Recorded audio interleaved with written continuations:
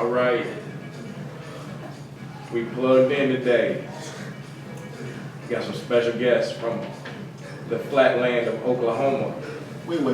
Before we introduce our guests, we got to introduce ourselves. Go ahead. This is Mo Elrod, man. This is the Summer Podcast.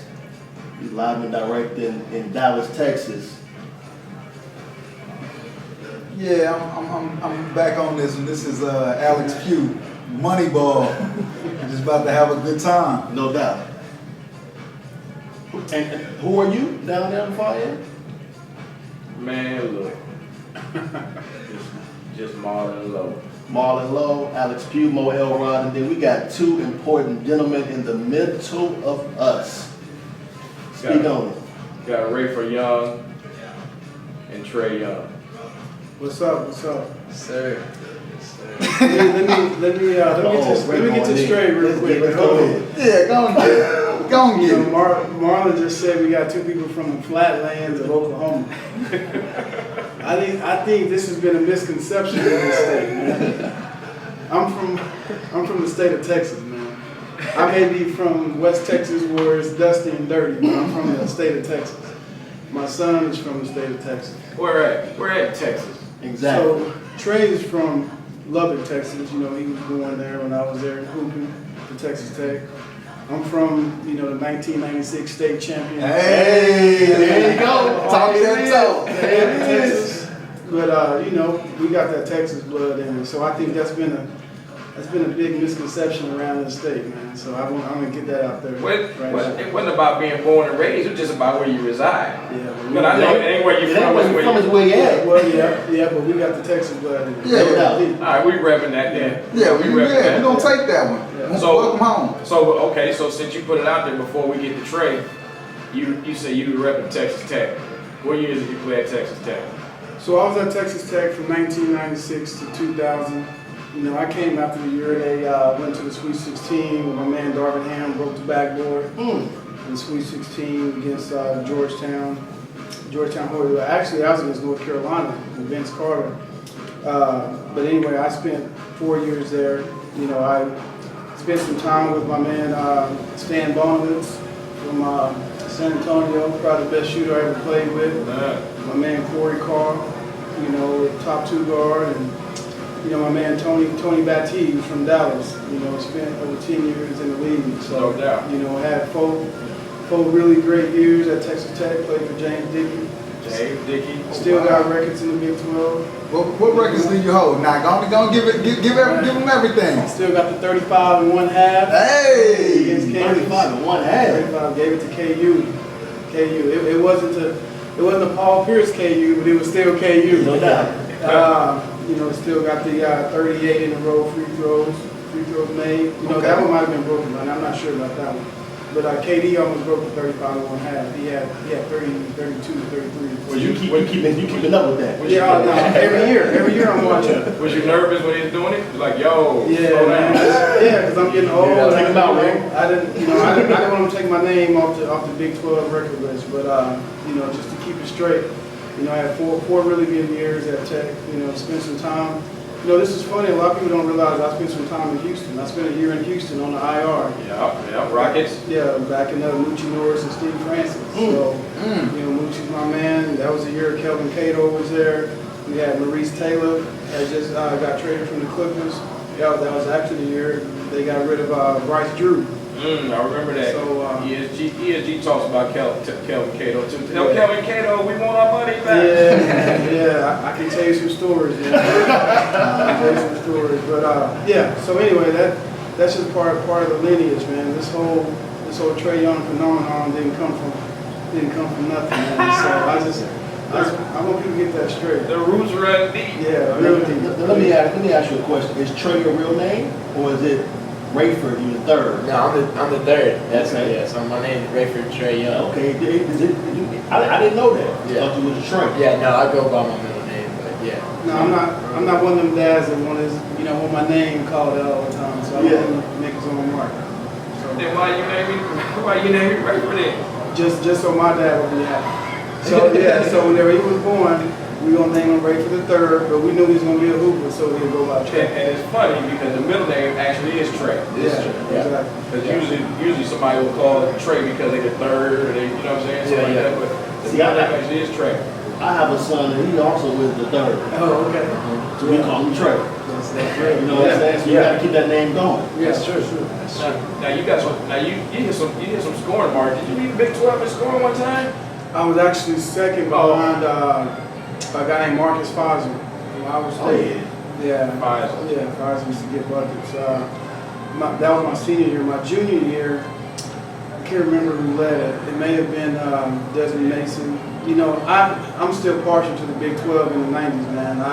The guys I used to guard were Chauncey Billups, Tyrone Lue. You know, my man from Kansas, Jock Vaughn.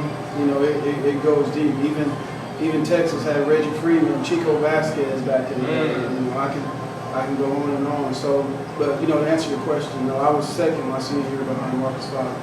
Now Trae, does your dad remind you of these things when you out there doing something? Does he? Because you know, go and speak on it. Oh yeah, no, I've seen clips. I've seen a lot of videos, a lot of VCR tapes. You gotta blow them off. Oh yeah, before you put it in the thing. Yeah, no, I've seen even the state championship game. I've watched that probably 20 times. You watched him about 20 times? Yeah, I've watched that. What intrigued you about watching it when you watched it? What you pick out? I mean, how skinny he was playing, but he was good. He was really good at scoring. That's where I feel like I got my scoring from. But no, he was good. I feel like I could have gave him buckets sometime here and there, but he was good. I watched a lot of his games. Is there any specific move that you have taken from the VCR and kind of thrown in your package? I mean, I've taken a few. It's probably his heads up. Like, he used to always just dribble in the lane and give a little heads up and get the defender going up, or just freezing him. And then, that's where I feel like I got my stuff from. So. Nice. Yeah. So, I mean, your go-to, you know what I'm saying? Your right hand. What's your go-to? My go-to? Probably. You gotta make sure you understand the question. Are we talking about early game or are we talking about late game? Let's talk now. We don't want to talk late because late is just, we got to hold that for a minute. Yeah, we're gonna have to hustle early game when you getting yourself going. You just not reaching into your bag. Yeah, I'll probably hit like the between the leg heads up and go by, get a little floater maybe between the leg and just pull up on him, just freeze him. So Pull up. That's really it. It's to pull up. yeah, pull up. You making that rim pop though? Because Pew's a big component of a guy that make that rim pop. If you ain't making that rim pop, then we might have to take a brief commercial break. It's in my. I'm just reaching my bag. I'm really making that He making that rim pop. 'Cause I saw a clip about a week ago. He looked like he was trying to catch a body. Yeah, I was like, nah, this can't be Trae Young. Hey, you never know what's in the bag now. I may have to pull it out for y'all this weekend. I don't know. Hey, you know how the youngsters be using each other as props nowadays. Nah, that one looked official. Like, yeah, he looked like he meant to come through and get that one. Yeah, Brad was right under it from Ball's Life. He was right under the goal, and he got a video of it, and you could actually tell that he really pushed my arm. But I was high enough. You definitely were high enough. Ray, was you there? No, I was there. I wasn't surprised. I'm just sitting there chilling because, that's the next step. We believe he's proved everything else, so since they're still not giving him the love he deserves, I guess that's what everybody want to see him do. The love he deserves where? From who? Man? Everywhere, man. Everywhere. I'm the dad that makes sure he keeps the chip on his shoulder. I'm the one that when people say don't worry about the rankings, I'm the one that's reminding him, you done everything and they still not showing you the love. So since you dropping people for 30, since you getting 8 or 9 assists, since you winning the Peace Jam, since you winning gold medals, since you doing everything you doing. A lot of hashtags. Yeah, a lot of hashtags. I guess they want to see you dunking now. I guess they want to see you dunking on people. Is that what it is? I guess that's what it is. So, we're working on that, and it's to be honest with you, it's always been there, but we feel 2 points are 2 points, so No it doubt. don't matter. But Trae, So, go ahead. Go ahead. Go ahead. do you still feel slept on? Do you feel like you, do you feel slept on? Like folks are not giving you the credit you deserve? I definitely feel that. I definitely feel that. And I feel like that's why I play the way I do. I always feel like I have something to prove. I always play with a chip on my shoulder every game I go out, and I feel like that's why I play the way I do. That's interesting. Even in the state of Oklahoma? Even, I mean, this. be honest, we good there, man. It ain't about Oklahoma. We talking about national now. We talking about the country. Yeah, we not worried about that. We going after that number one spot, man. Cause we got much love for the guys that people think that are number one point guards in the nation, but that's the spot we're going after. Who's in front of you right now, Trae? Number one point guard. Trayvon Duval. When you gonna see him? I mean, next time will probably, if I'm fortunate enough to make the McDonald's game. Keep it real. It ain't no if I'm Ain't fortunate no enough. doubt. Like We done. Yeah, we keep it real here. Yeah, the McDonald's game. Chicago. And so you know at the McDonald's game, the biggest part of the McDonald's game is the practices. That's where it all go down at. That's where you make your noise at. And that's what I'm working every day for them practices. I'm in the gym, I'm doing what I need to do, so when that time comes, I'm ready. Now, talk about Coach when he was younger, when he first started, because obviously you played, I'm sure you probably come from a family that played. Yeah. Was it like he got to play basketball, or because he was around it so much, he just kind of just fell in love with it? No, he's just, that's just in our blood. It's our family. My dad played, my uncles played, my grandfather played. So, this has been a long progression. I was fortunate enough to win a state championship, and I thought that was the end of the world. I mean, I got a D1 scholarship. I'm going to Texas Tech, so I'm like, man, this is it. Yeah. But as I went to Texas Tech and as I got my state ring and I witnessed some of the things I witnessed by being on the injured reserve in the league and then getting cut and having to go overseas. So now I got a son, and now he's around me, he's at practices, and I'm like, I mean, you can do more than what I did. So Take it further. Yeah, take it further. But I always knew that if I showed him the right way, and I mean, this thing's about knowing the right people, talking to the right people, meeting the right people, and doing the right thing. I mean, sky's the limit. I listened to you guys a couple months ago talking to, De'Aaron Fox and his dad.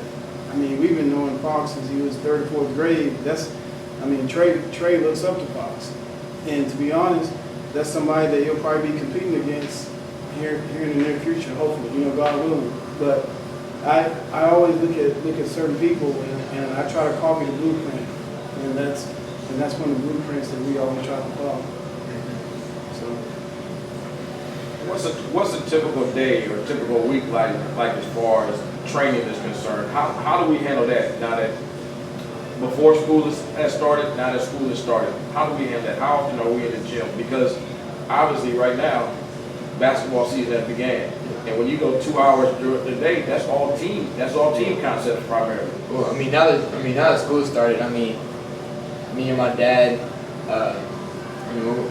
we'll get up at 6 o'clock, 6:30 in the morning. We in the gym, or we're in the weight room, or we're in the pool doing certain stuff, and then we also have school throughout the day, and then you got team practice. So we do that for about 2 hours, and then after that, me and my dad are in the gym again. We getting up shots. We getting up 400 shots a day. So that's good, because that's a difference maker. Because most guys think about it, they think because they practice, It's that over. they practice. You know what I mean? You can go through 2 hours of a team practice, only get about 15 to 20 shots in max. Right. That's not even including free throws. You know what I mean? So that's interesting that you say that. But I want to go back a second, Trae, kind of what we were talking about earlier. Like we said, this is 100. You ready? You want to see Trayvon Duval? You want to see him? yes, sir. I want to see whoever's in front of me. Because you want what? I want that number one spot. And when you get that number one spot, people don't realize that once the hunter becomes the hunted. Are you ready for that? If you get that spot, are you ready for that? Yes, sir. Yes, sir. I'm built. I feel like I'm built for it, and I feel like that's that's only gonna make me work even harder. I mean, whenever I get it, it's gonna push me to be a better player. I mean, just make me work even harder. Do you just want to be the number one point guard in the country? Do you want to be the number one player in the country? Thank you. You know what I'm saying? It's a difference. It's a difference. No, I think I want to be the number one player in the country. I mean, it's not just Trae on the ball I'm going after. It's not just him, not just one player. It's Tell him about the arguments you had this summer with Michael Porter. Let's talk about it. That's what I'm talking about. You don't bow down to Michael Porter. Like, I mean, that's your best friend, but y'all competitors, man. So, Yeah. speak on it. No, me and Mike, we got in arguments like I know Mike's the top player. He's number 2 in the country, number 1. But I mean, I feel like I'm just as good or better than him. Like I'm in that category, and so it's not just me chasing one person or one position. It's me chasing everybody who's ahead of me, but respecting everybody who's below me. You good with that? You know what? And that's what I do respect about Trae on the wall. Is, to be honest, it ain't about being the number one point guard with him. He want to be the number one player in the country. And I know him. I know his dad, and I mean he's a dog. And I mean it's the same thing with Colin Sexton kid. I mean you want to be the number one player. Period.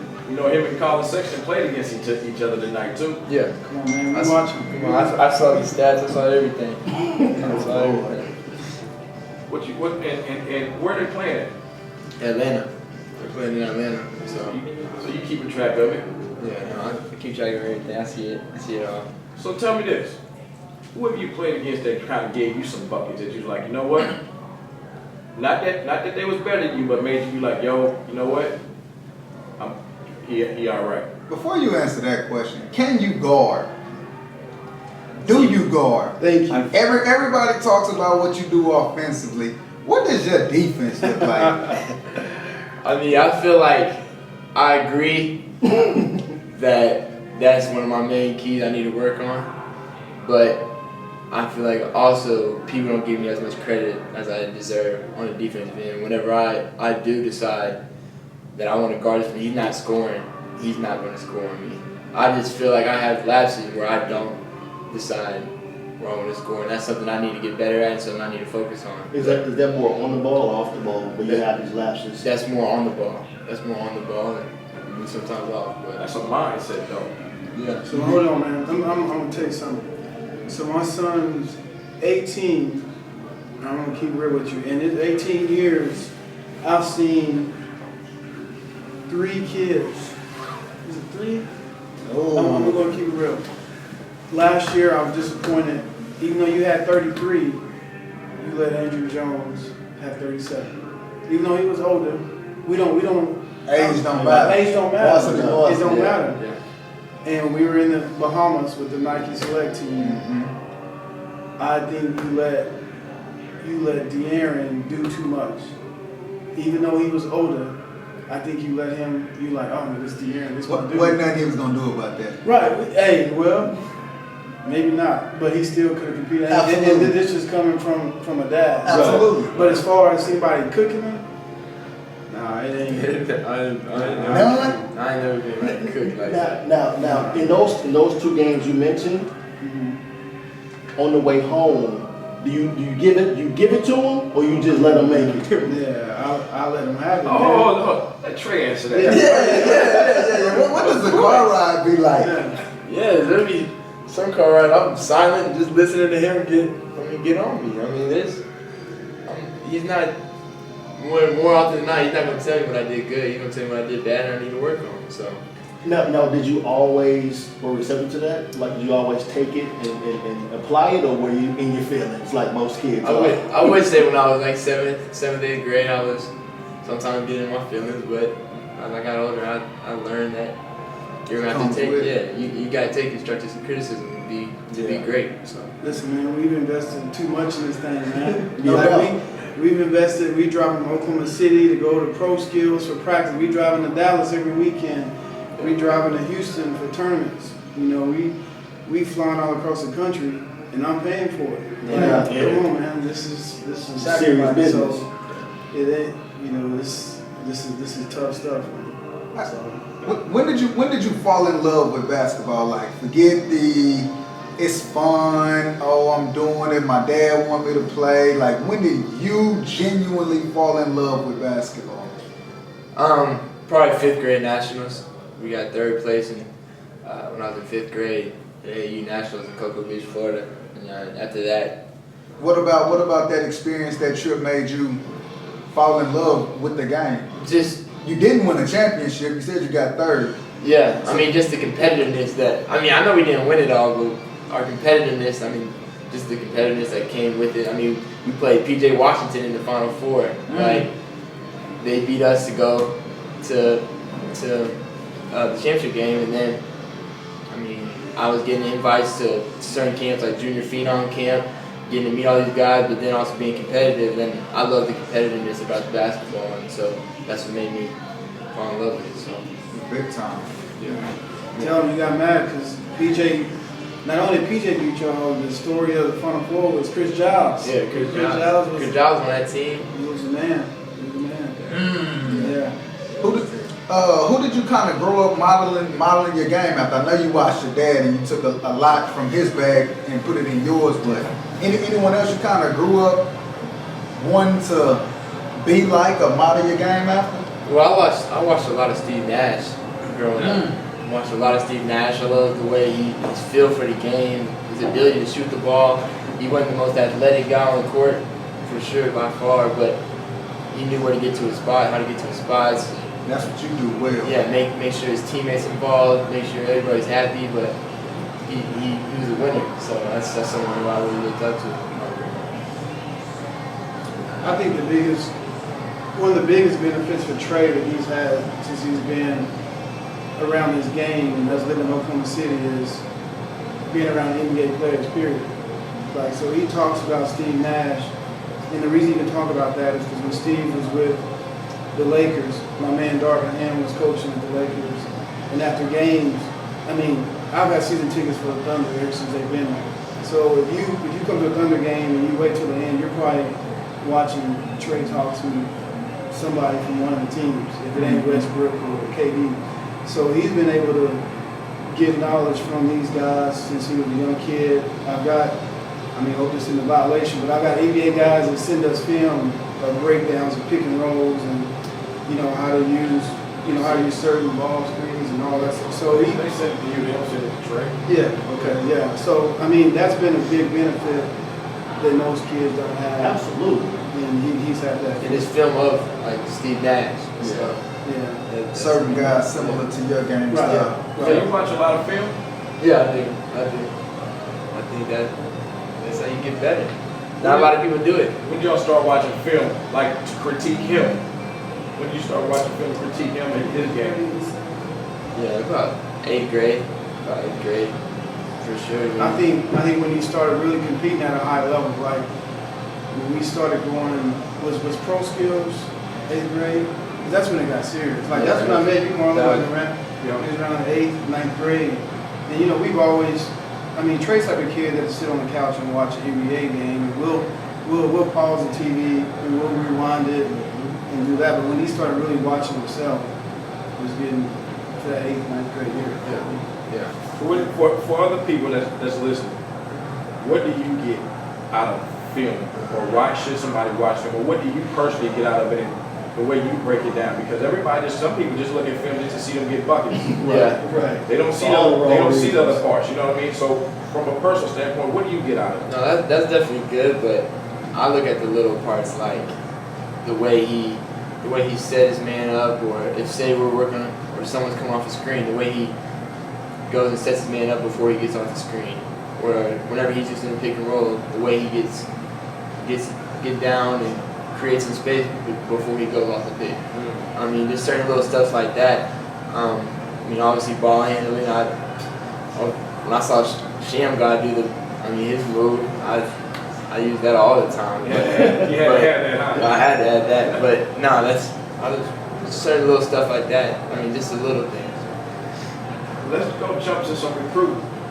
Because right now, you didn't sign in the early period. And there's a lot of people was expecting you to sign, hoping you to sign, wanting you to sign, and you just didn't. Now tell me this before anybody answers. This is your question to answer right now. Yeah. Did Dad have you say, "Look, Trae, we gonna hold out. We gonna make sure this thing is right"?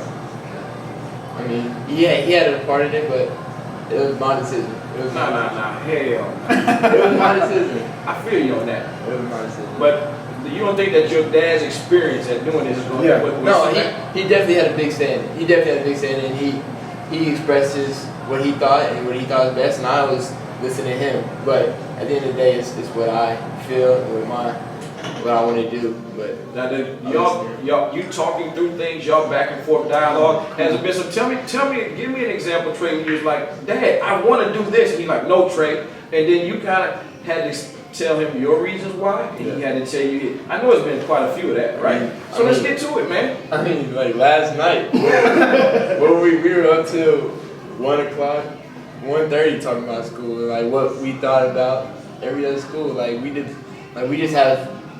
I mean, our little talks, like, I mean, it's hard to explain, but. No, we bump heads all the time, man. And, may my dad rest in peace. I love my dad, but he didn't have the knowledge or experience that I had going into this thing. So when people talk about him committing early, come on, man, he's in a position where he can't commit early. Mm-hmm. Like, and I can break it down to you. I mean, I had people asking. Break it down. Nah, don't. Yeah, break it down. Go ahead. I'm just saying, people asking me tonight, like, what's your son gonna do? Why wouldn't he go here? Why wouldn't he go there?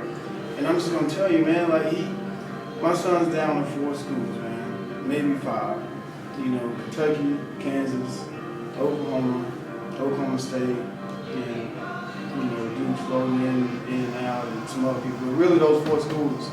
And with those 4 schools, and the way he's grown up and where he lives, the best thing for him to do is wait. Like, why rush? Mm-hmm. Why rush? Like, you know what Kentucky can offer you. But we've seen what can happen at Kentucky if the guy in front of you doesn't leave. Mm-hmm. We've seen at Kansas where, I'm going to keep it 100 with you. Keep it 100. Frank Mason's a senior. He's a point guard. Yeah. Devontae Graham's a junior. Mm-hmm. He's a guard. I'm going to say this because Trae can't. If Devontae Graham leaves, that's 2 guard positions that's open. But that's an if. Right. If Devontae Graham leaves, that's 2 guard positions that are open. At the same time, we watching Juwan Evans get buckets. Get buckets. We watching how Coach Underwood let Juwan Evans go do what he do. And once again, at the same time, we live 5 minutes from Lloyd Noble. We live in Norman, Oklahoma. So we want to watch and see what life is like without Buddy Hield.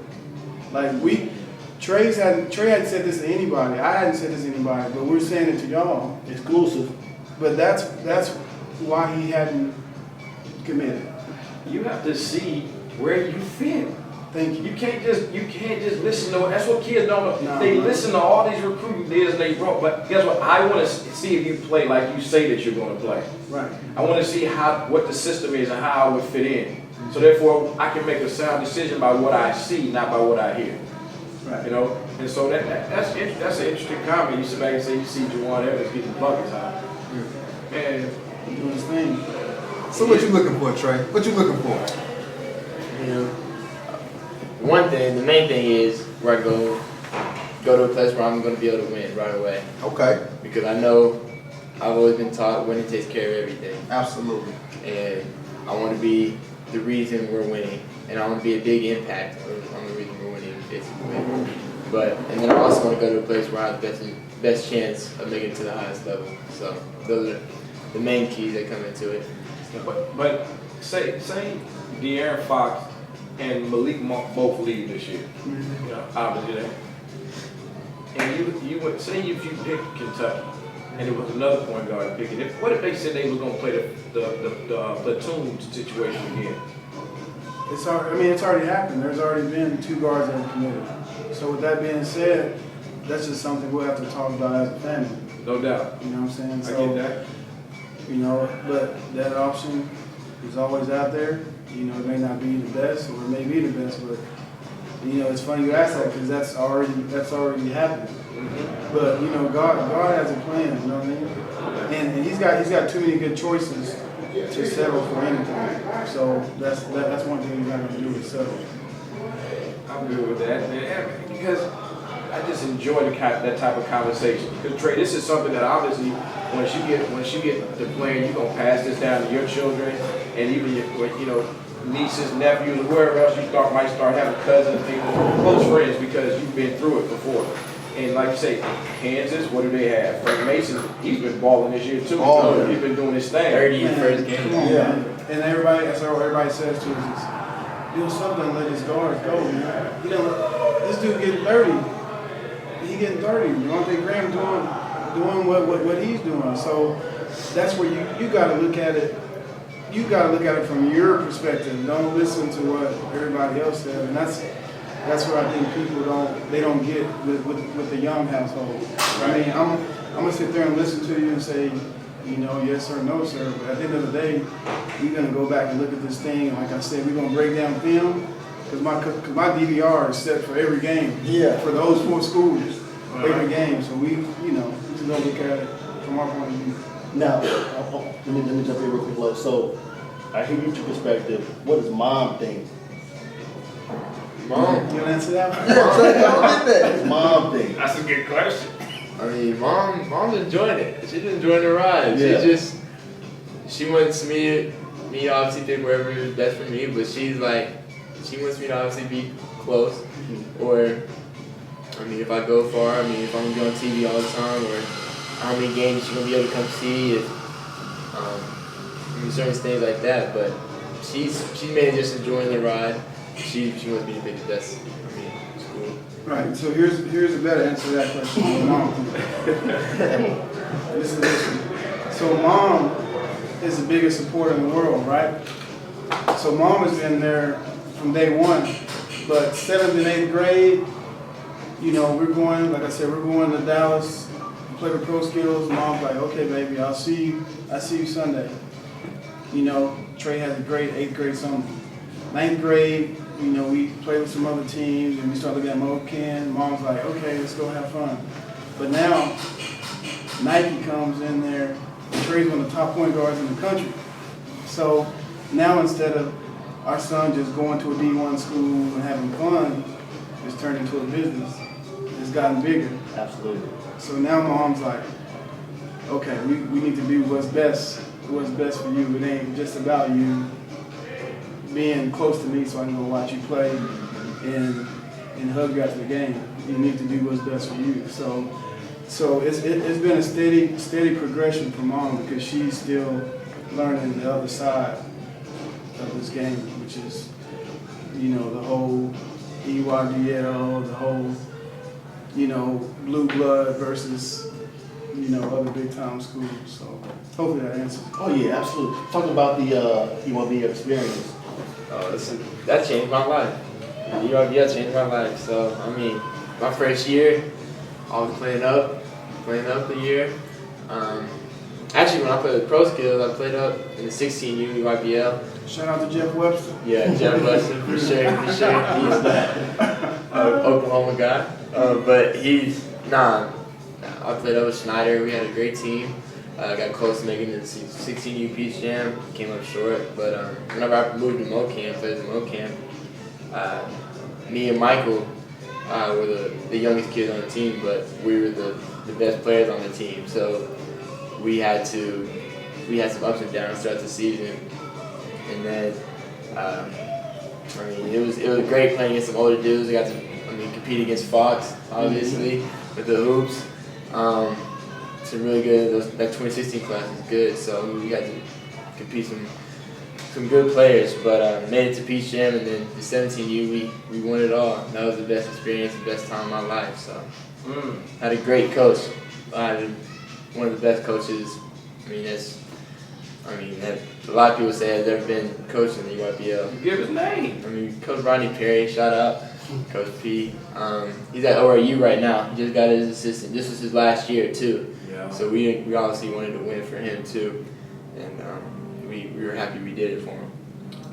EYBL is game changer. I know y'all might not agree with that, but Hey, no, I agree with it. Yeah. I didn't seen it with my own 2 eyes. Dane Irvin would be happy to hear you say that. Shout out to Dan. Look, Ray, I want to ask you this because of where Trae, the road that he's going down right now. As you said, now mom has said, look, she's buying in, she gets it. So we got to do what's best for him. It's not because a lot of times the moms they're emotional. They want their baby to be close, Right close to home. Right. So we've talked on the phone before. You said, look, it's a lot of people calling me. I'm not listening to all these dudes. This and that. How is the situation coming with you with different people hitting your phone? And you get where I'm going. Yeah. You know what I'm saying? Yeah. And it's obviously it's for all their, it's mainly for them, Right. and not necessarily always for Trae. Right. You know? Yeah, I mean, that's, first of all, I'm learning, that's part of it. But one thing you may know about me, a lot of people said, it's actually funny. Like every coach that's come in our house, from Calipari to Coach Self, Coach Kruger, everybody said, man, Ray, you talk to a lot of people, man. They're like, Ray, you talk to a lot of people. So I guess it gets back to these coaches who I'm talking to. Yeah. Which is cool with me because I want them to know that I'm Yeah, not a dummy. yeah, my due diligence. Yeah, and I know people. So, but to answer your question, man, like, there's always, everybody has an agenda. I mean, we have an agenda. No doubt. Our agenda is to get him, to the best school that's gonna help his career further. Go as far as it can. So, I just think as far as talking to different people, I just, we just keep our circle small. And I'm not just saying this because you're sitting next to me, but when I first met you, like, people don't realize you never even asked me about my son playing for Texas Pro. Like, we just talked basketball, and you talked about how good my son was and what he needed to work on, and we just went from there. Now, eventually, I might have called you and said, okay, do y'all need a point guard this weekend, or this or that. But, Yeah. I mean, I can only say that for a handful of coaches in this area. Right. But I mean, everybody's gonna have something that they're trying to get out of you, and that's what's crazy about this whole situation. Because I will tell you this: when my son was a freshman, we had to beg people to let him get into the Nike Elite 100. I remember that. I'm talking about like beg people, and he was doing what he needed to do with pro skills. I had Jeff calling, I had Marlon calling, I had Coach Dickey with OSU calling Nike, trying to get him in the Nike Elite 100. And, by the grace of God, he got that invite. And, Trae says EYBL changed his life. I think that Nike Elite 100 changed his life. Because he came in there with a chip on his shoulder, and he didn't have a number by his name. But I'll never forget leaving, and Vince Baldwin with Nike showed me a cell phone, and Trae was one of the top 10 kids for Nike to be, watching out for in the future. So I can go on and on with this. And Trae, I know you got something. You ready? No, go ahead. Trae, I can say that this is a side conversation. I coached in the Peach Jam. I made it to the Final Four.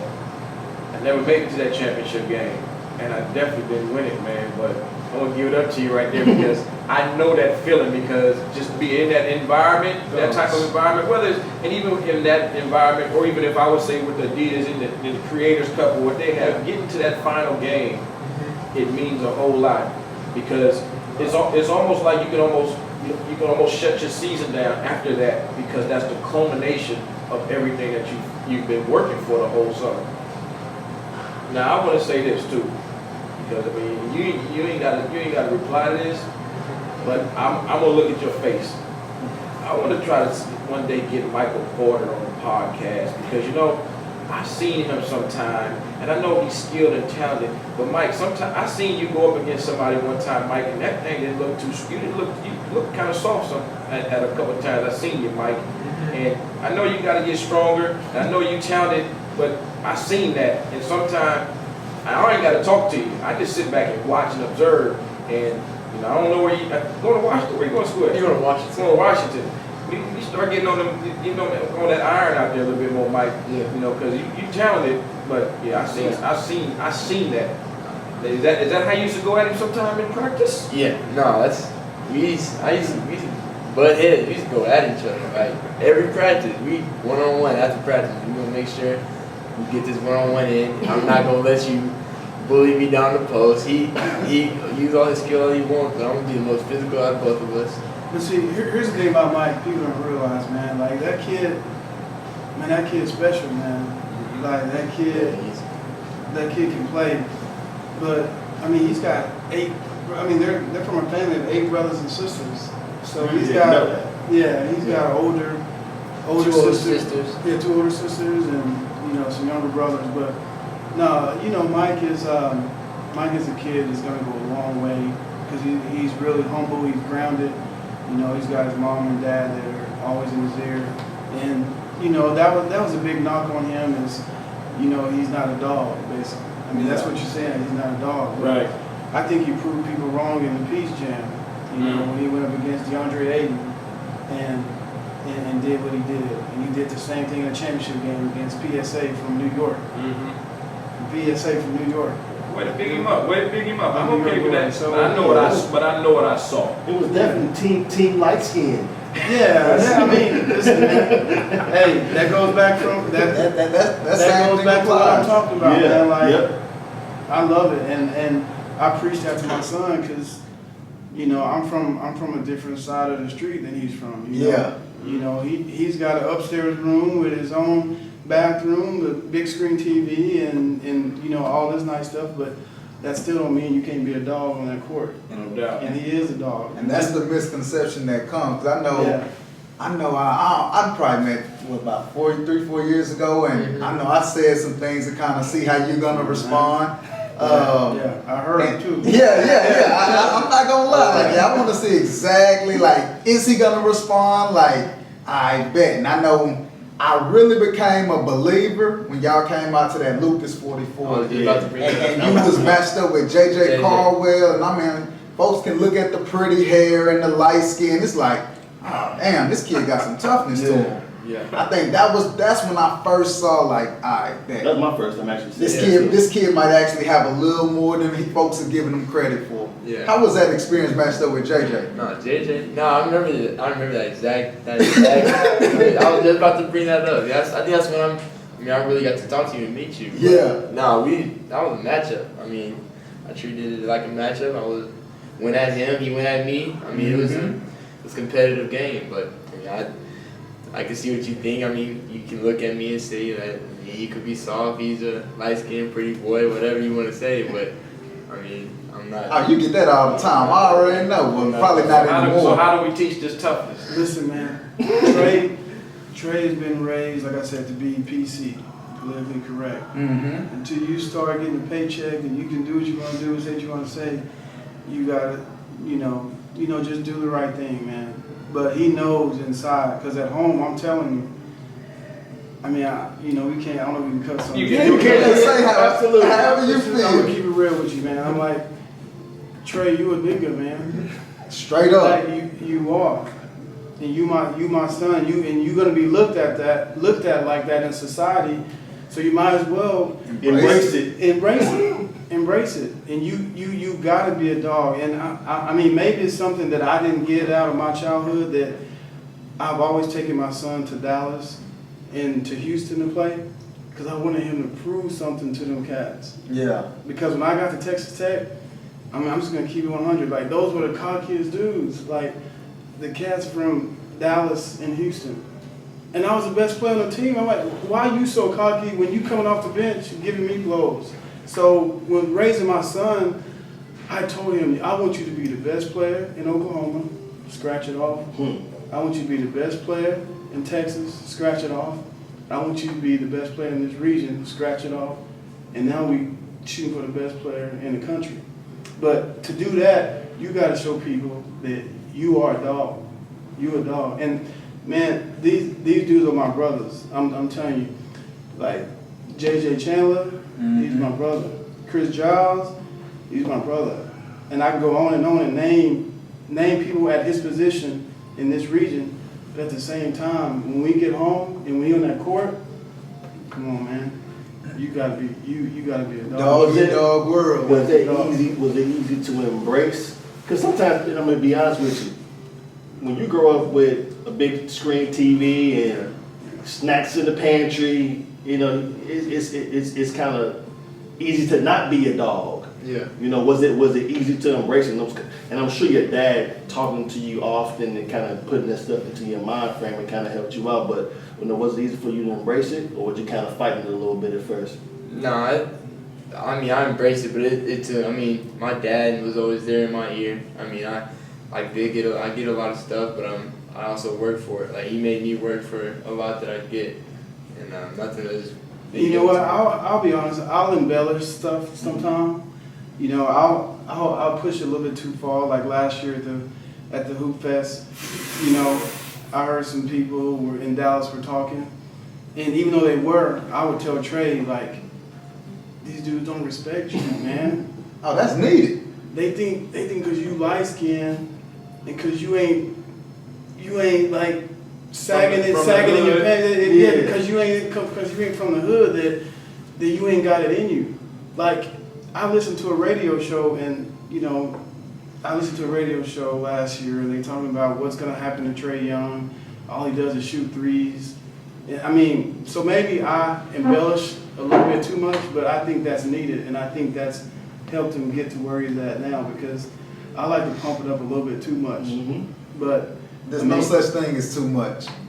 And I think whatever it takes to get it done, like that's more than enough. And you know, and I am really superstitious, and you know, tomorrow we're playing against Skyline, which is a really good team out of Texas, but you know, I've said some things to Trae already that probably hadn't been said, but you know, it's at the point now where he knows I don't have to say that no more. Mm-hmm.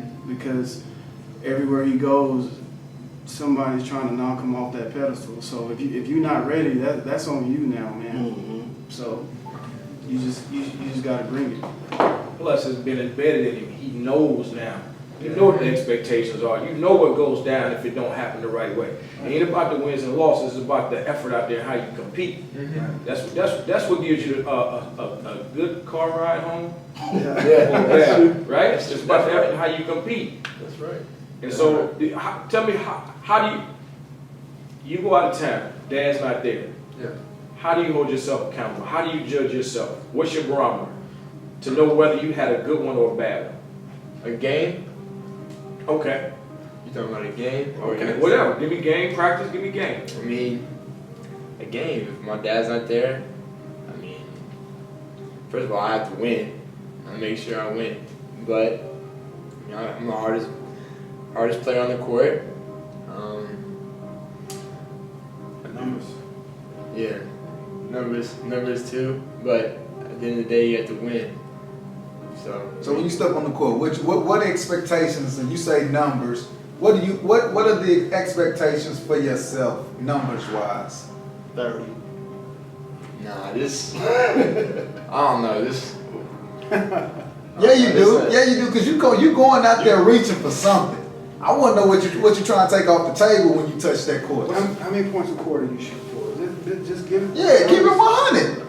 I mean, I don't see there should be any reason I don't score 10 points a quarter. That's what I'm about to say, 8 to 10. People don't realize that.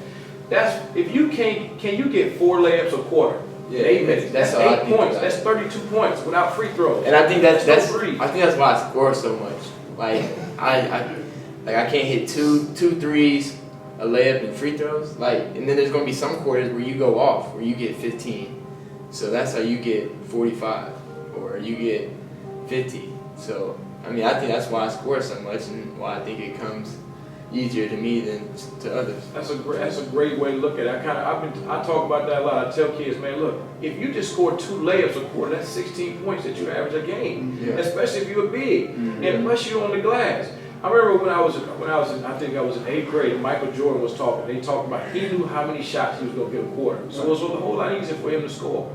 You know, so Yeah. what's the difference between you and somebody like a J.J. Caldwell? Like a J.J. Caldwell, I think, I don't know.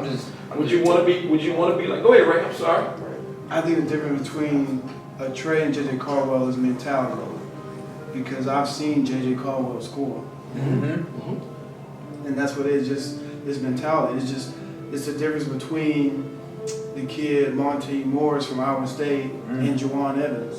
His mentality, like Juwan Evans can get 30 in his sleep if he wants to.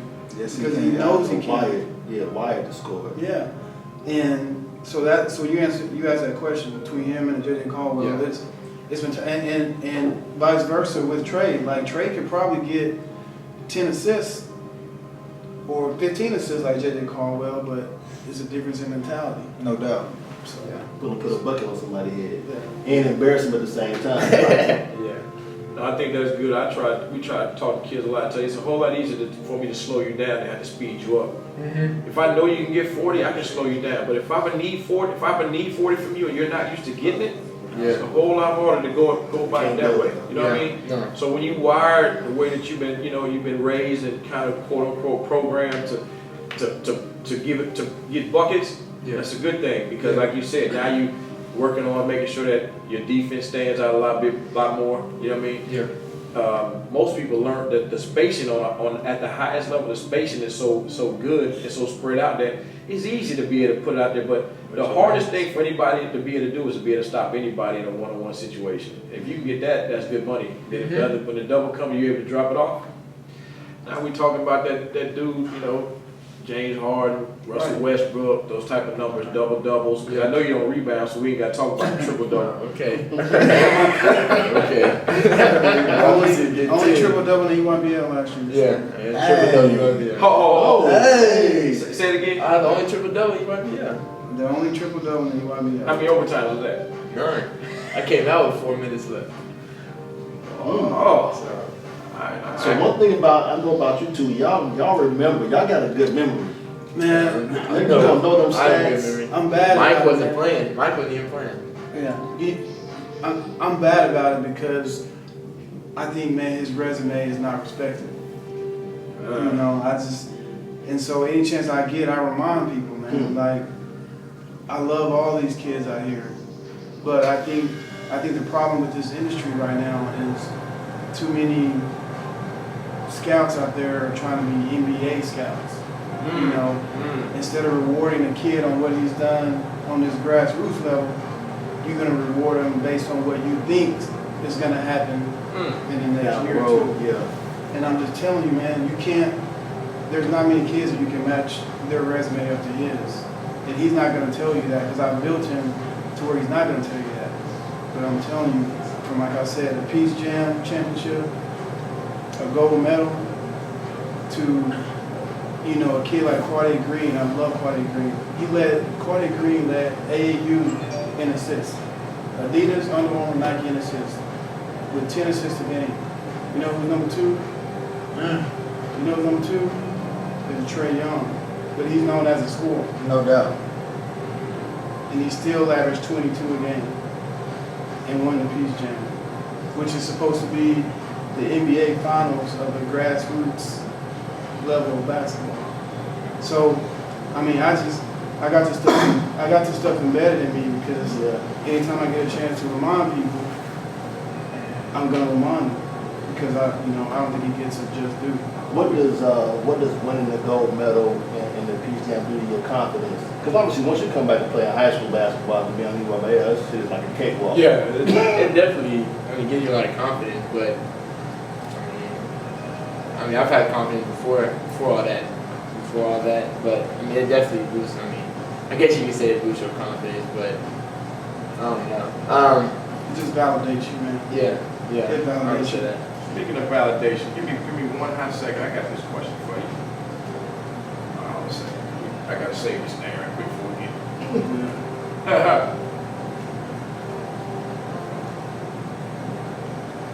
Coach, what's going on? Looks like you're about to lay it down. Laying down a little bit. I don't sleep a lot. Yeah, you don't sleep a lot? Yeah. I said that. Make me feel like I'm big.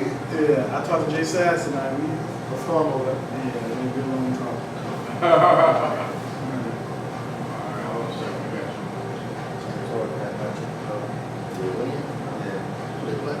How many you have? 23, 10, and 10. Do you lead the league in assists right now? Yes. It's nice. Yes. That's crazy. finish up here in the hot second, Trace. We can get you back to the room. All right, Trae. So I was saying, speaking of validation, what do you think is going to make you? What is it going to take for you to feel like everything you've done that you finally can get him off of you? Or is there anything? It probably won't be anything until I'm in that green room. Until I'm in that green room. Guess what? I like that. I like that one, that green room. But I'm gonna tell you this. Then the real work begins. Because I know your dad. Because then it's about being great. Then it's about talking about Russell Westbrook, James Harden. How good do you want to be? Are you okay with this veteran coming to you and telling you to move out the way, and that he getting these numbers? How you got grown men against you? You know.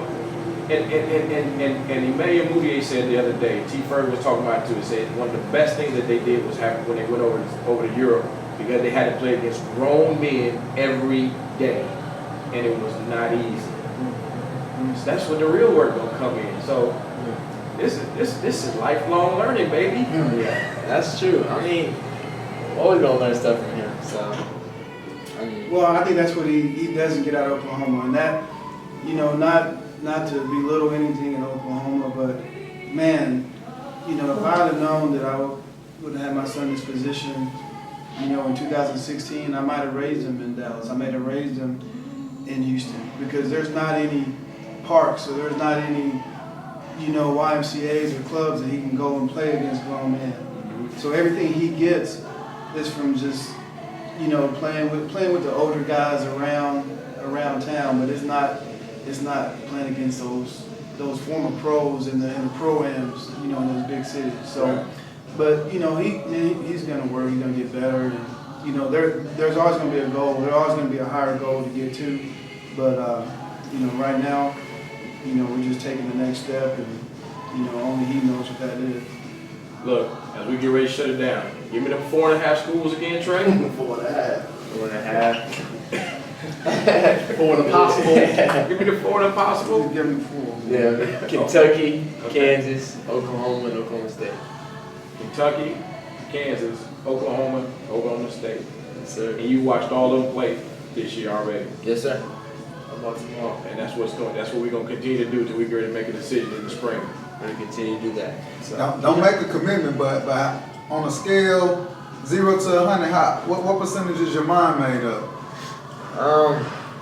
about 65. Halfway there. Somebody's leading. 65. It changes every week. Hey. You know, change every week. We watch Juwan Evans average 30 in Hawaii.